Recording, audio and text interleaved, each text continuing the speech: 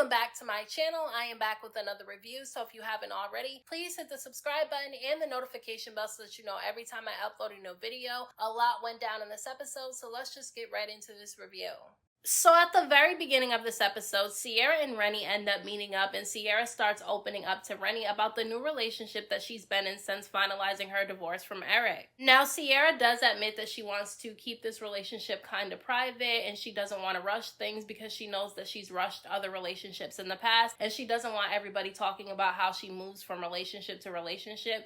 And I mean, don't get me wrong, I understand that she's annoyed with people talking about how she hops from relationship to relationship. I can understand how that can be really annoying and frustrating to hear constantly. But I mean, it is the truth. She does hop from relationship to relationship. She never takes time to actually be by herself for a while, really enjoy her own company, love herself, heal herself, and then get into another relationship, and maybe one will actually work out. I'm not saying that she's the reason for all her relationships ending, but she definitely plays a role in it, and I think that she just doesn't like to be alone, and that's the reason why she goes from relationship to relationship. I mean, Karlie does the same exact thing, and I just honestly feel like she would do better if she would stay single for a while. Now, Renie is also in a new relationship, and she seems really happy. She's kind of keeping the relationship private, which I think is a good thing for right now. I mean, she's not hiding who she's in a relationship with, but she's not making their business public, and I think that's a good thing. Now, she ends up opening up to Sierra about how she's been feeling sick and tired, and when they were in Canada, she was really tired and nauseous, and she feels like she might actually be pregnant. So in this episode, she ends up having a conversation with her boyfriend, and she lets him know that she might be pregnant, and so she decides to take a pregnancy test, and it comes out that she actually is pregnant, and he seemed to be happy about it, and she was really happy about it too. So I'm happy for the two of them. I hope things work out, and I hope that she has a very safe and healthy pregnancy.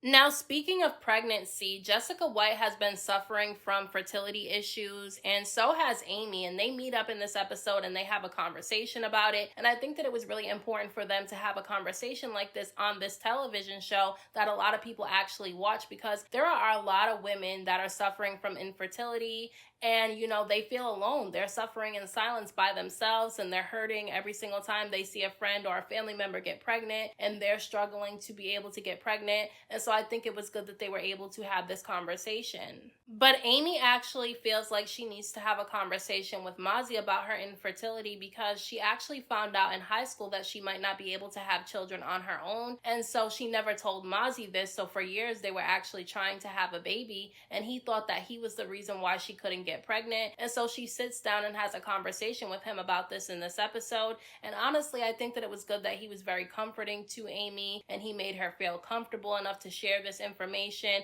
And he does want to get back together with her. I don't know if she wants to get back together with him.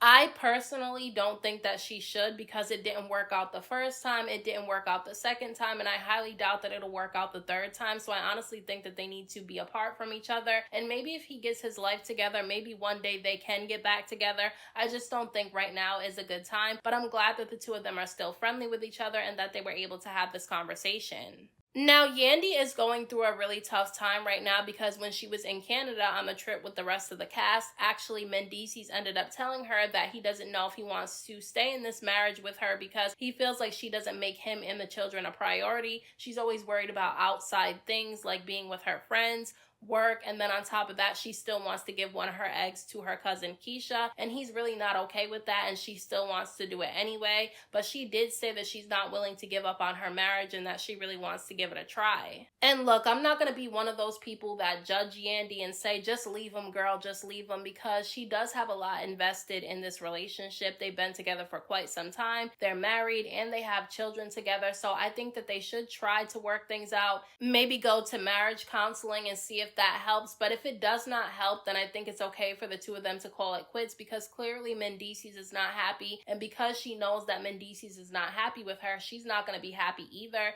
So I think at that point it would be best if they did end the relationship. But I will say that I don't like that Mendeecees is trying to make Yandy feel bad for living her life, because she did spend 4.5 years not being able to really do what she wanted to do. She had to work and take care of the family and really hold him down while he was locked up for 4.5 years.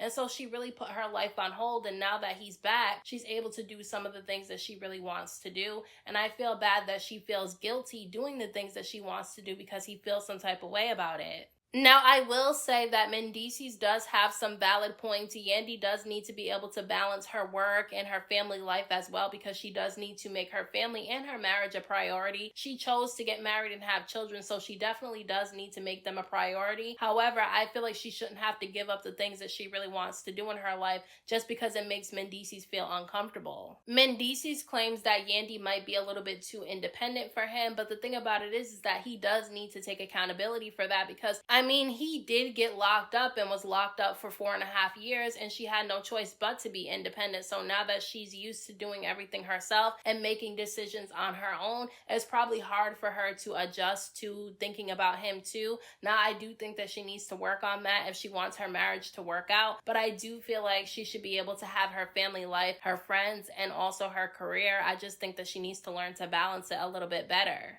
So it's the night of Erica Banks' album release party, and she pretty much invites everybody to come. And at one point during the party, she sits down with Amy and Zell, and they start having a conversation about Zell and Santana's relationship. Now, Zell is saying that Santana is acting really stubborn, and that's the reason why the two of them haven't worked things out, and that Santana has been parading around in pictures on social media with one of his exes. And so obviously Zell is going to feel some type of way about it. And look, I do feel like Santana is handling this situation wrong, but at the same time, I feel like Zell is also handling it wrong, because how many different ways does somebody have to tell you that they don't want to be with you? To me, this entire season, Saucy Santana has showed him that he doesn't want to be with Zell and that he wants to be single and be able to do what he wants to do. He's made it very clear, in my opinion, that he no longer wants to be with Zell, but for some reason, Zell is still pushing for this relationship to continue, and I just don't understand why. Like, how many different ways does somebody have to tell you that they don't want you no more before you get it? So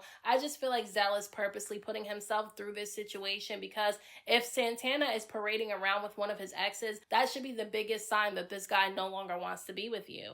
There was also a lot of awkwardness between Diamond, Scrappy, and Mama D. They were all at Erica Banks' album release party, and basically Scrappy and Mama D sat at a different table, and they didn't even acknowledge that Diamond was there. Now, Scrappy claims that the reason why he's not really talking to Diamond is because she's been making their business public, posting pictures of him when he's with her and all that stuff like that, and he really doesn't like it. But I feel like something else happened. And at one point, Diamond ends up pulling Mama D to the side and apologizing to her for the way that she behaved at Mama D's diss track release party that she put together a few episodes ago, where Diamond ended up getting into it with Erica Dixon. Now, I personally feel like Erica was the one that was wrong in that situation, because the conversation that Diamond was having with Mama D about Scrappy had absolutely nothing to do with Erica, and she decided to insert herself in the conversation and put her daughter in a conversation that literally had nothing to do with her daughter at all. So even though I can understand why Diamond is apologizing to Mama D, I don't really feel like she needed to, because to me, she wasn't the one that started the trouble in the first place. And at some point during this conversation, Diamond ends up getting really emotional because her father's health is declining and she has a really close relationship with him. And Mama D is trying to comfort her, and that's when Scrappy ends up coming over there because he sees Diamond crying, and he tells Diamond that he loves her, and she tells him that if he loves her, then he needs to show that he loves her, because she's the one that's been there for him when he was going through his divorce.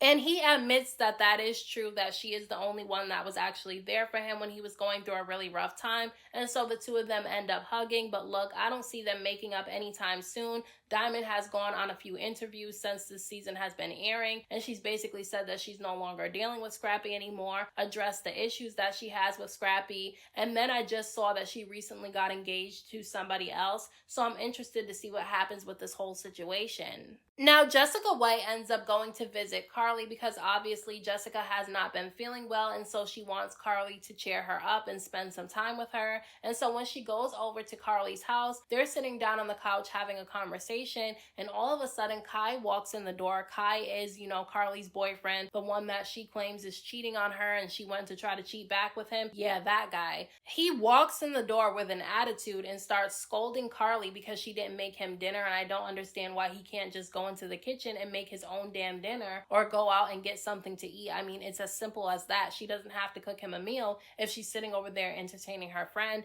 and maybe she just doesn't feel like cooking that day. So he's coming in there with an attitude, and then he starts getting annoyed because Karlie's friend Jessica is over the house, and Jessica gets really upset, and she starts kind of going off on Kai about the way that he was speaking to Karlie. And look, I understand where she's coming from, because I would be upset seeing one of my friends being spoken to in that type of way. So even though I understand where Jessica is coming from, I do feel like she has to be careful for the way that she talks to Kai, because if she feels like there's something off about him and that he's controlling and he's mean to Karlie, when you leave, Karlie still has to be there with this man, and you don't know what's going to happen, because like she said, if he's okay with talking to Karlie like that in front of her friends, what is he doing behind closed doors when there's nobody around? So you really have to be careful when you're navigating that type of situation, although I completely understand why Jessica was so upset. So it's the night of Zell's fashion show, and Karlie ends up showing up before the show actually begins, and when she sits down, Kai ends up showing up out of nowhere, and he pulls her to the side, and he ends up telling her that he loves her, and he apologizes for the way that he's been talking to her, and that he doesn't want to talk to other women anymore. And then he has one of his friends pull out 3 rings that she can choose from, and Karlie, being as dramatic as she is, ends up falling out on the floor, passing out when she sees these rings. Now we know that she's faking this because she's done this before when she's gotten proposed to. I don't know why Karlie is so dramatic, but she fell out on the floor, and Kai is trying to get her up. Jessica White ends up showing up, and she tries to help Karlie up, and look.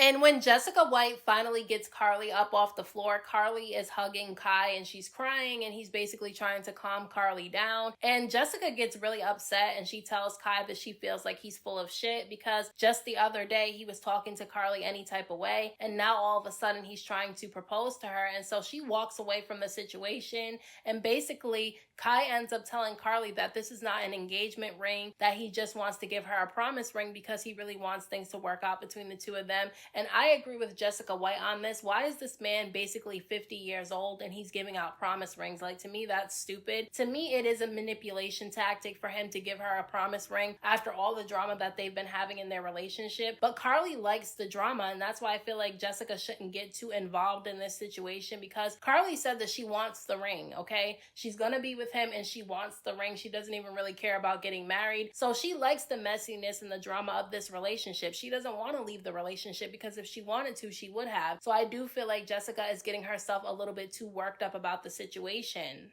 And when Kai leaves, Jessica White starts going off in front of Zell, Amy, and Karlie, and starts telling Karlie that she deserves a lot better, which she does, but does she want better? Because when Bambi told Karlie that she should end the relationship with Kai a few episodes ago, when she found out that he was talking to other women behind her back, Karlie said that she was going to stay in the relationship and she was just going to cheat back. So to me, Karlie likes the drama of this relationship. She doesn't want to leave it. And honestly, I don't know if this relationship is real or if it's just for a storyline, but either way, Karlie likes the messiness and the drama. She does deserve better, but she has to want better for herself.